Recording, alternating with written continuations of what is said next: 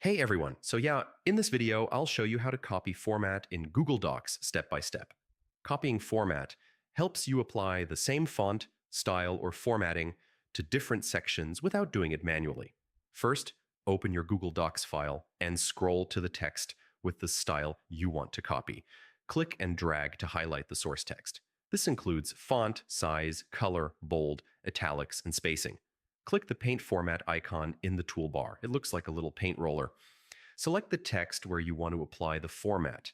The formatting is copied instantly. You can repeat for multiple sections. For multiple sections, double-click the paint format icon to keep it active.